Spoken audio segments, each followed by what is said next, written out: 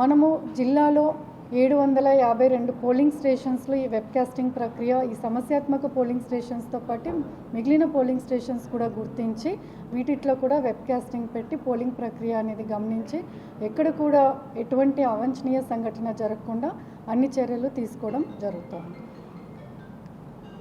మనకి 18వ తారీఖు నుంచి ఏదైతే నామినేషన్స్ ప్రక్రియ ఉందో, రిటర్నింగ్ ఆఫీసర్స్ 18వ తారీఖు ఉదయం వాళ్ళు ఒక నోటిఫికేషన్ విడుదల చేస్తారు. అందులో రిటర్నింగ్ ఆఫీసర్ ఎక్కడ నామినేషన్స్ రిసీవ్ చేసుకుంటారు అనేది మెన్షన్ చేయడం జరుగుతుంది.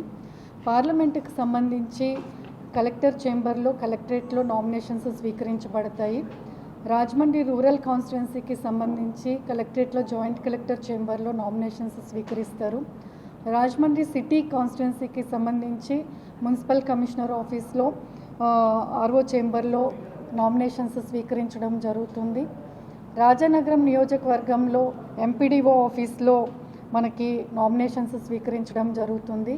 అనపర్తి నియోజకవర్గంలో ఎంపీడీఓ ఆఫీస్లో నామినేషన్ స్వీకరించడం జరుగుతుంది. అదేవిధంగా నిడదవోల్లో గ్రామ కచేరీ ఆఫీస్లో నామినేషన్స్ స్వీకరిస్తారు. గోపాలపురం నియోజకవర్గంలో తహసీల్దార్ ఆఫీస్లో నామినేషన్స్ స్వీకరించడం జరుగుతుంది. అందరికీ నమస్తే అండి.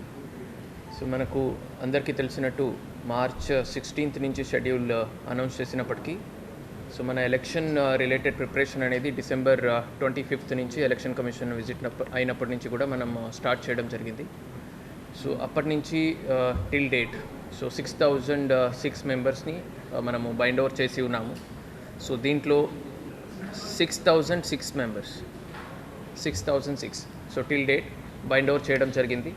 దాంట్లో ఎక్కడ క్రిటికల్ పోలింగ్ స్టేషన్స్ ఉన్నాయి సో అన్ని చోట్ల కూడా మనకు మార్చ్ 1st నుంచే మనము కాన్ఫిడెన్స్ బిల్డింగ్ మెజర్స్ కింద ఫ్లాగ్ మార్చెస్ కండక్ట్ చేయడం జరిగింది. సో మీకు అందరికీ తెలిసినట్టు జిల్లాలో already 4 CISF companies March 1st నుంచి ఉన్నాయి.